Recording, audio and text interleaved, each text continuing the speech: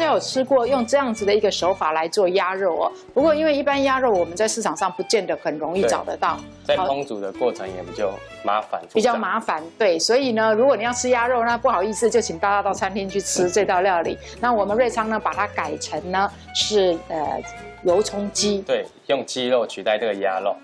好，瑞昌，那我们要先做这个鸡肉的部分，对不对？对，鸡肉的部分我们先给它去个。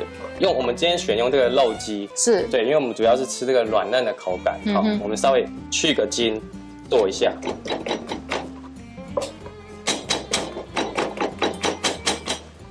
剁完之后，我们就稍微腌制一下。今天主要用这个花椒粒来腌制哦，因为鸡肉的味道才比较快的进去。然后米酒、胡椒粉少许，然后一点点盐巴。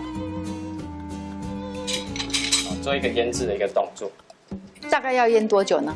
这个大概腌个2、3个小时就可以了。哦，对，2、3个小时就可以了。因为我们今天主要用花椒做一个特别的一个香气。哦，对。那如果为了让它更入味，我们可不可以就说把它放到塑胶袋里面啊，或者是说用保鲜膜把它包起来？最快的方法是用真空抽真空。对，现在坊间都有卖一些小小的机器，就家庭式的哈，那个真空机。好，那我们这个。鸡肉先稍微腌制一下，我们先把这个芋头是对，先把它蒸熟。OK， 我们芋头呢是要切成很薄的薄片，对，切薄片，熟成的时候速度比较快。好，现场的工作人员应该跟我一样啊，都已经闻到那个芋头很香的味道了。那应该是芋头已经熟成了。那我现在换蒸这个鸡腿肉哈。我们今天用这个大甲芋头，它吃起来会非常的松绵，好香哦。好，那我们刚刚把这个鸡腿呢拿去就是蒸，大概要蒸多久？其实这个肉鸡腿大概蒸10到15分钟就可以熟成。万一不小心蒸过头，会怎么样吗？那当然就是比较柴一点。OK， 好。好，那我们现在是做这道菜的一个灵魂哦。我们炸这个油葱酥。对。好，油葱酥在炸哈，其实看似简单啦，很不简单。为什么？因为你这个小火，火要顾好，而且你闻到香味的时候，对不起，可能都已经来不及了。所以炸油葱酥的时候，在最后那个阶段，待会儿请我们瑞昌跟观众朋友交代一下，就说不是看它颜色好了就起锅，对不对？是还没好就要起锅，对不对？对，因为它放静置的时候，它还有它的温度会持续上升，颜色也会跟着上升。那这个油温呢，大概在160到170之间下去炸就可以了。当这个油葱酥如果快好的时候，它的水分会不断蒸发。好，听到这个声音的时候，就差不多要不断持续的搅拌它了。老师有没有说我们在炸油葱酥的时候，我们这个锅子啊，是不是不要选这种太浅的，要选生锅还是什么？有这样吗？比较利于说我们炸的不会说失败，看这个量的大小。对，如果量够大，你那个深就要稍微深一点，不然你下去的时候水分马上蒸发，这个会马上油冲上，会溢出来。对，好，现在油葱酥的香气已经出来哈，颜色也慢慢的出来了，那这时候就要特别的小心了。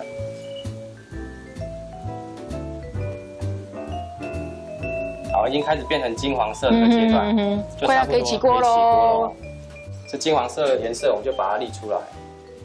一定要马上沥出来啊！不要再泡在油里面。然后现在的油葱酥一点都不酥哦，它等冷了之后呢，才会咔嚓咔嚓的声音呢。好，这个油葱我们先放置静置一下。那这个芋泥呢，我们还要再加这个香菇丝。对，我们香菇丝也在这个时间点爆香一下。我们的鸡腿肉。是不是快好了？对对对，鸡肉应该熟成。那我们现在把它做一个取出来一个动作。好，好，这个鸡腿肉熟成的时候，旁边会有一点汤汁哈。我们今天做一个酥脆的一个口感，我们就稍微把它沥掉。那现在这个食材，这个香菇我们已经爆香完成了。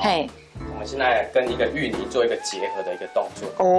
我从来没有看过这道菜的做法老师。虽然我很喜欢吃芋头。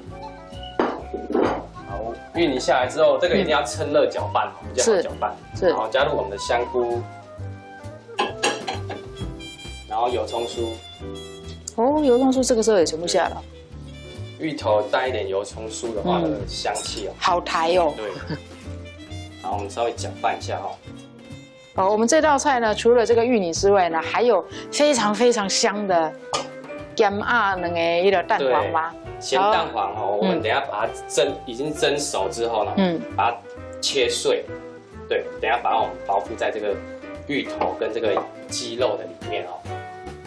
然后这个芋泥差不多捏碎之后，我们先做一个调味的动作。是，我们加胡椒粉1小匙，然后盐巴差不多2匙。老师，你现在调这类料哈，好像就可以炸所谓的那个藕羹啦，对不对？对。哦，芋头卷的话，用这个料，我觉得好像就已经很好吃了，而且你可以不用加肉了。对，原则上这个只要加胡椒粉、油葱，一点味道，这个芋头就已经是可以非常好吃哦。好，这个芋泥呢快完成的时候，我们给它加少许的这个太白粉。它才比较好粘嘛，对不对？不会粘在一起哦，不会容易松散掉。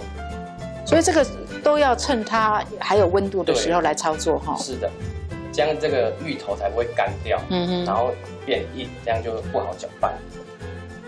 然后刚刚我们做的这个红葱头的油，可以加一点点，因为芋头本身它是干涩的。所以至于加多少油的话，你可能要视情况而定哦，因为我们每次买的芋头，它里面的那个湿度啊，我们蒸出来熟成之后哈，有时候跟你蒸的时间，还有你买的品种都有关系哦。所以说，可能老师就是说，我大约待会儿那个口感上面呢，是会觉得比较好像卡波包米羹嘞。对。好，这个芋泥已经很松绵了哦。那现在我们来做一个组合的一个动作。是。好，那我们现在这个芋泥呢已经搅拌了哦，已经 OK 了。那现在来做一个组合的一个动作哈，我们把这个鸡腿肉皮面向下，然后撒一点太白粉。好，太白粉就相当于我们的那个粘着剂了啦。对。然后我们这个咸蛋黄。哇，老师，我们这个咸蛋黄要不要事先处理过，还是不用？是，这个已经是熟成的咸蛋黄，就是咸蛋把它蒸熟之后剁成末。好，所以我们不是用一般已经蒸熟的咸蛋哦，那种整颗的咸蛋，对吧？是去买生的那种咸蛋黄。生的咸蛋黄。哦，那老师，我们在国外啊的观众朋友啊，他们真的不像台湾那么方便，可以买到那种生的咸蛋黄嘛？那顶多很棒的超市，它会有那个咸鸭卵啊，用那个来做呢。咸鸭卵也是可以，可是你就是整颗把它蒸熟，或者你取蛋黄，另外把它蒸熟也是可以。因为那个已经蒸熟的啦，那个还要再蒸一次。它那个其实是腌制熟成，变硬的整颗。对，那这个还是要再做一个蒸熟的一个动作。要不要加一些米酒啊，或者什么都不用？如果是以我们做烤类的，可以加一点米酒或绍兴酒，去提升它整个味道。好，这个咸蛋黄我们把它铺平在这个鸡腿里面之后呢，我们再加一点太白粉。好，上下2层都要太白粉。是。啊，远远看真的很像南瓜泥耶，很漂亮的橘红色。哦，我现在可以想象，待会儿一定炸完之后还要把它切，对不对？是的。所以它的颜色呢就很诱人呐。好，我们再铺一层芋泥上来。然后芋泥上面再铺一层咸蛋黄吗？没有，这样就好了。OK， 好，我们的三明治啦。我还以为老师准备那么多蛋黄是要好高哦，就是像我们吃那个马来糕一样哦，很多层哦。太厚那个。太厚也不好炸了哈。那我们这个咸蛋黄呢，一定要都附着这个用芋头把它包覆在里面，不然它待会炸到里面的时候，我们的那个油锅会就灼的，是不是？对，这个它会化成油啊，就是它这个等于是有一个空洞，是里面这个馅料会一直化成油跑出来哦。那最后呢，我们再撒上一点太白粉。所以总共太白粉要撒3次哦，就是说第一层那个鸡肉最上面那个肉的时候撒1层，然后呢弄了这个蛋黄之后，上面再撒1层，然后再铺这个芋头。芋头完成之后呢，还要给它像我们女人在打底一样哦，最后还要用蜜粉呢稍微把它拍一下。哦，连底部也要。对，这样我们吃，等下鸡皮这边也是脆的。哦，我觉得这个一定很好吃，因为鸡腿就已经很好吃了。好，那这个油温呢要稍微高一点。是。我们在鸡皮向下这个动作下来炸。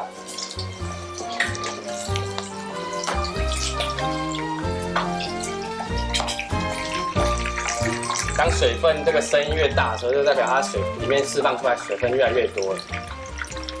所以我们那个上面这个芋泥的部分，不是要把它炸到说很酥，然后很脆的颜色，对不对？对。好，我们这个芋头呢，跟这个鸡腿肉已经都熟成了哈。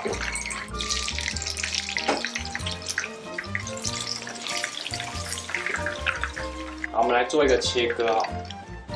它这个表面跟这个底层的鸡皮啊都很酥脆，所以我们切的时候呢，要用压的。这个鸡腿的骨头，我们先把它取下来。